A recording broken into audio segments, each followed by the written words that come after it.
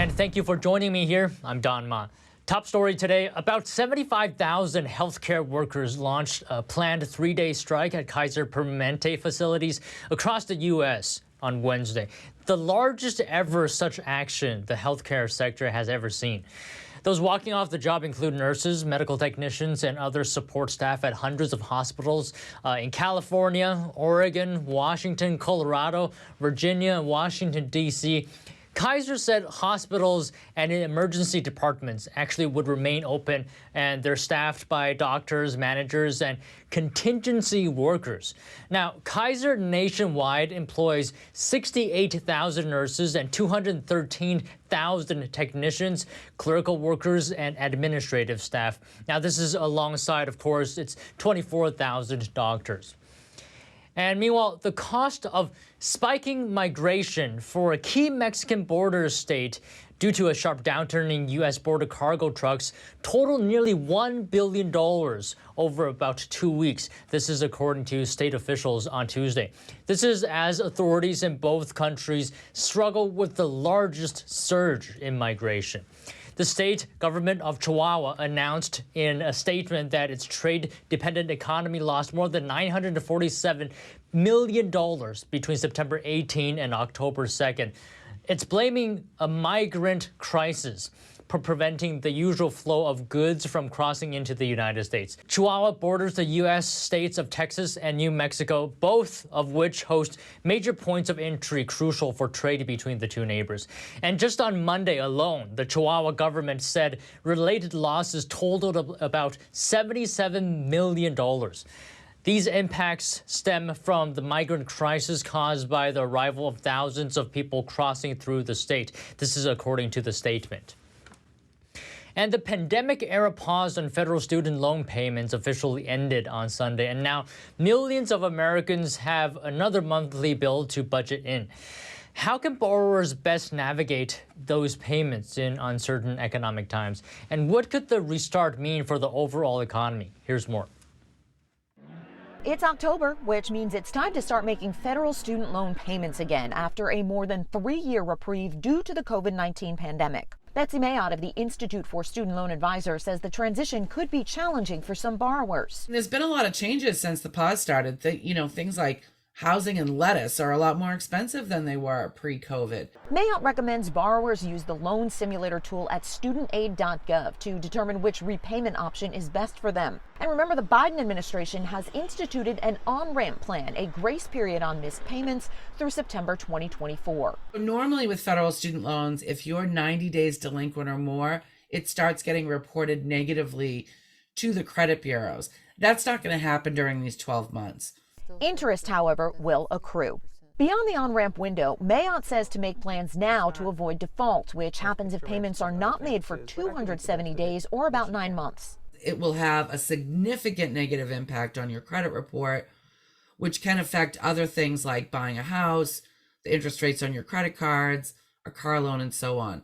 So default really should be avoided at all costs. Borrowers in default on federal student loans could also see their federal tax refund or even a portion of their paycheck withheld. Meanwhile, President Joe Biden is canceling another $9 billion in student loan debt. This comes just days after payments resumed following a 3-year pause. The White House says it's conducting fixes to what it calls a broken student loan system. After an audit, it was able to use existing debt relief programs to help 125,000 borrowers, totaling the $9 billion. Since Biden has been in office, the White House says it has canceled $127 billion of debt for nearly 3.6 million borrowers. And a federal appeals court has expanded the limits on the Biden administration's communications with social media companies. The court now says a ruling will also apply to a top U.S. cybersecurity agency.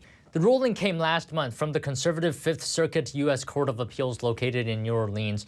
It severely limits the ability of the administration to communicate with social media companies on content related to COVID and elections that the government views as misinformation. That previous ruling applied to the White House, the Surgeon General, the Centers for Disease Control and Prevention, and the FBI.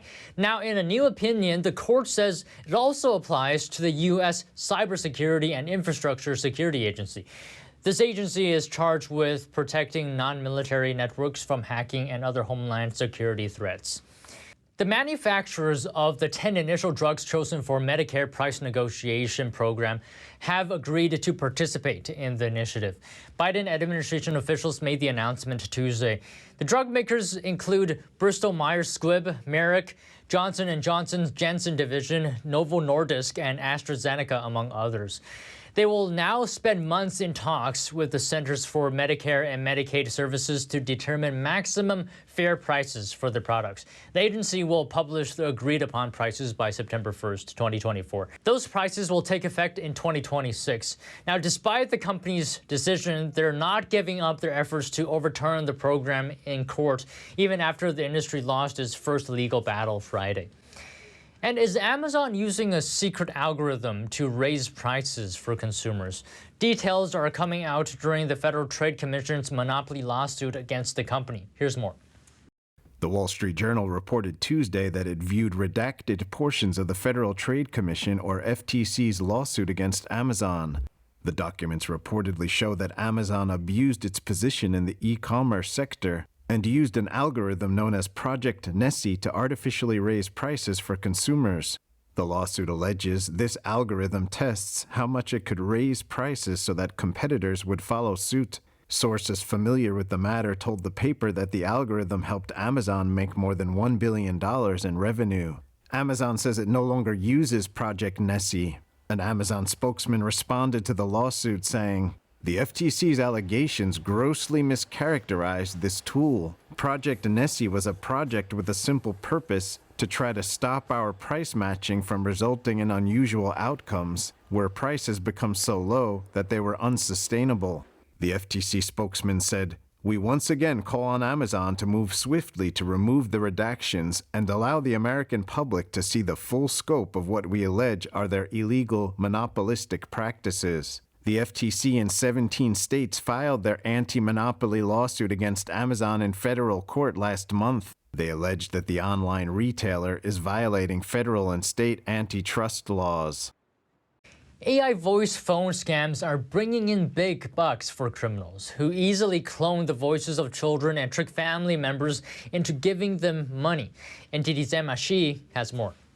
AI phone scams are on the rise. Last year, criminals stole an estimated $10 billion from Americans through these scams. They're ruthless. They're heartless. Cybersecurity expert John Young specializes in fighting these AI phone scams. He says the scammers generally target grandparents, using the voices of their grandchildren to persuade them that they've been kidnapped, that their car has broken down somewhere, or that they're in jail. The scammers then ask for money. A lot of them are from countries where if they make one score for, say, $1,000 or $2,000, they immediately go into entrepreneur mode and they start hiring other people. Suddenly they can hire 10 people do it, and then they have a few more of these successful scores, and before you know it, you have a data center somewhere, a call center with tons of people. Young says many kids have videos on Instagram or TikTok, so the scammers can easily find their voices and put them into AI software. In one scenario, the AI-generated voices frantically tell grandparents they've been kidnapped, and then the voice of the kidnapper will come on and order them to send money to a bank account. Ask a personal question.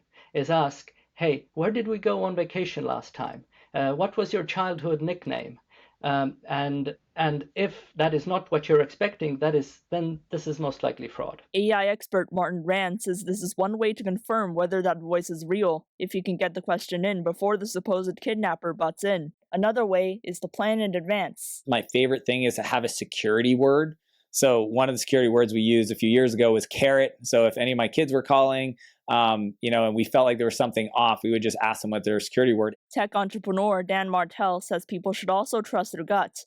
If the person on the other end doesn't seem real, they probably aren't. Emma Shi, NTD News.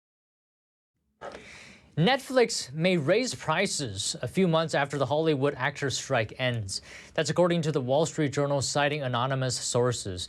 The journal reports fees are likely to go up in the U.S. and Canada, followed by several global markets. It's unclear when that could happen or what the revised plans might cost.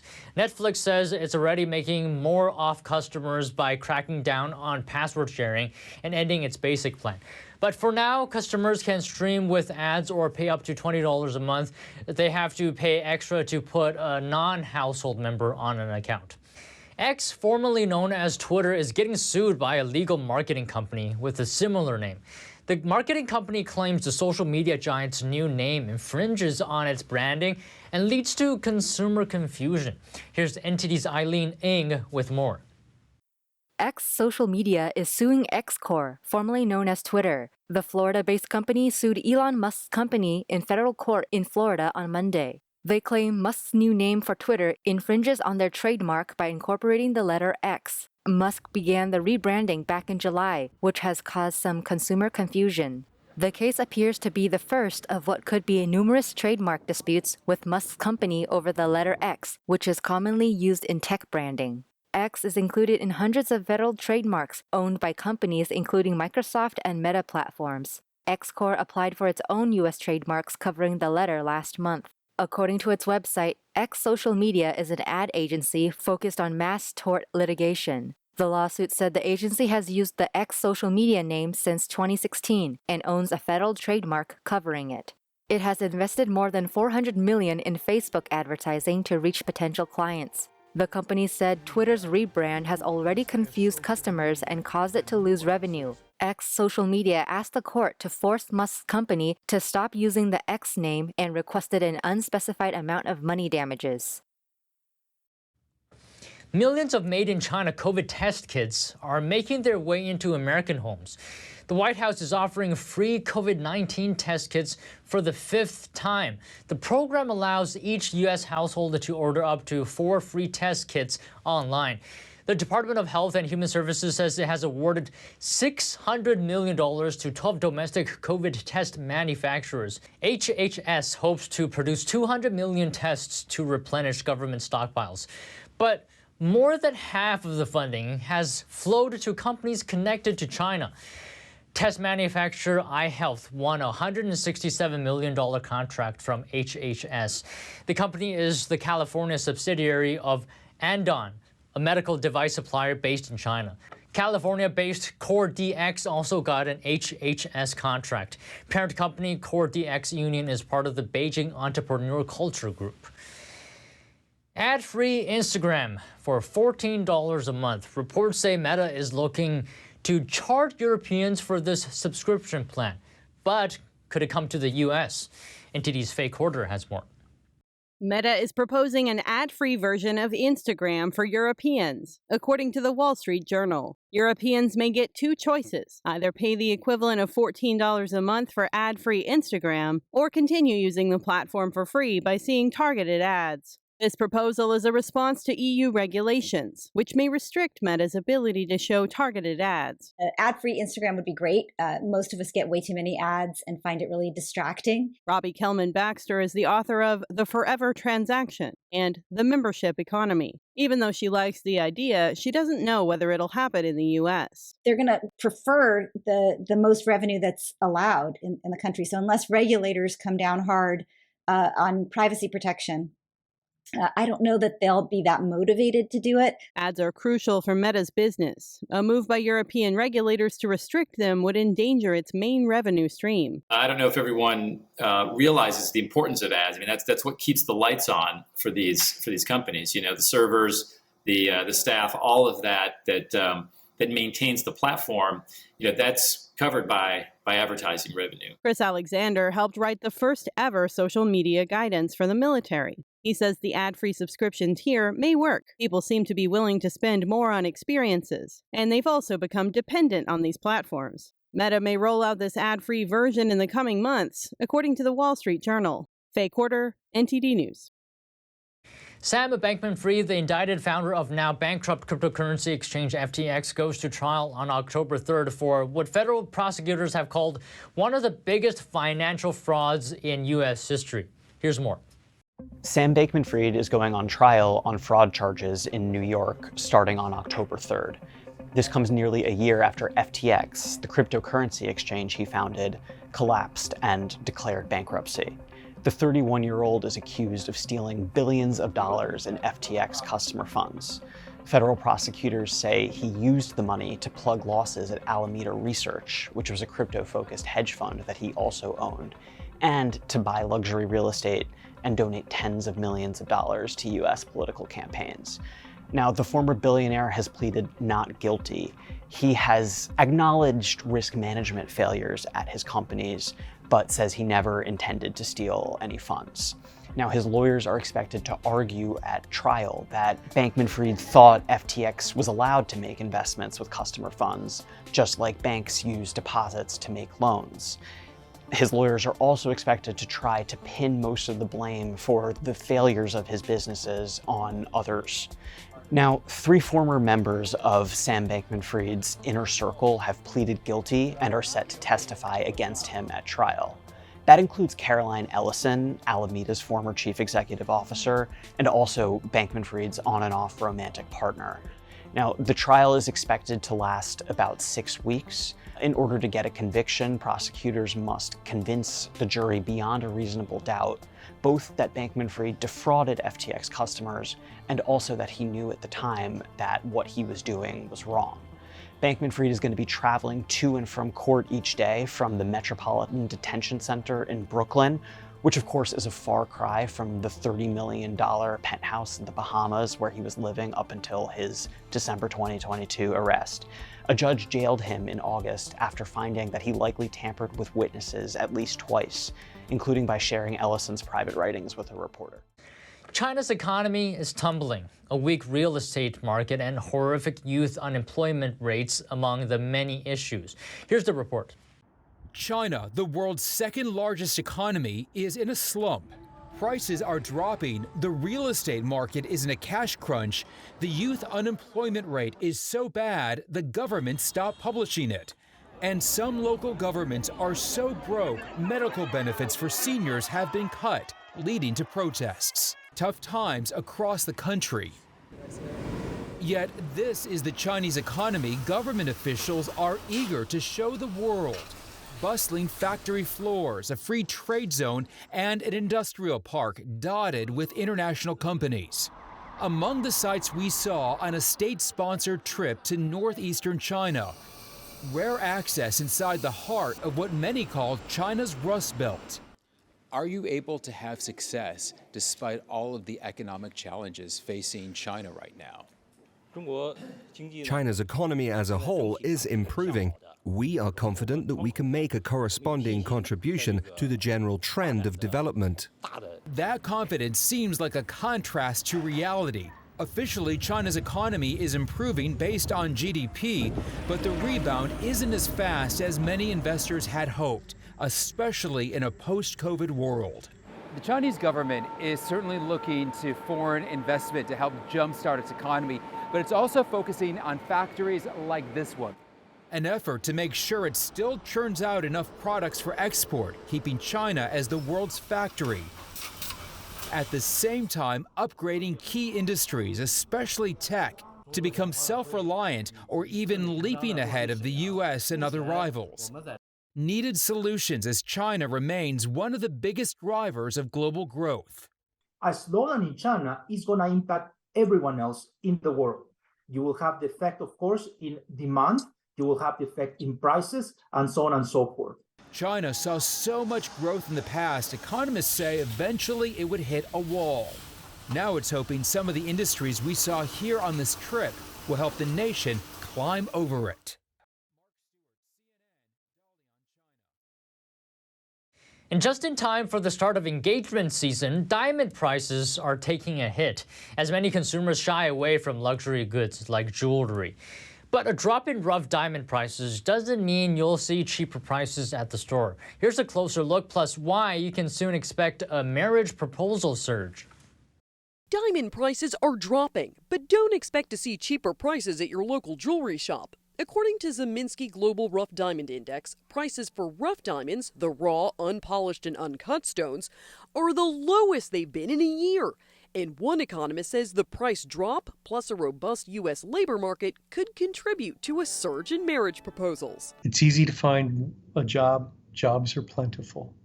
And it's one of the reasons why you're seeing an increase in household formations. So what's behind the plummeting prices?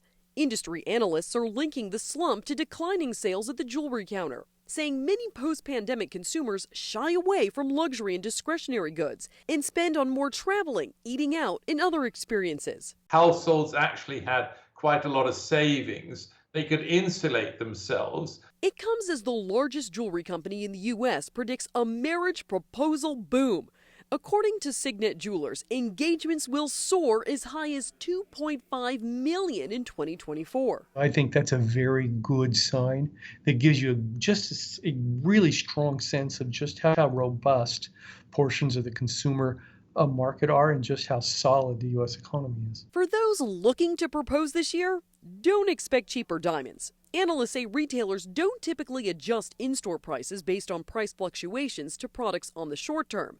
For example, a 1-carat round diamond at the store is on average 3% more expensive right now than it was in January of 2020.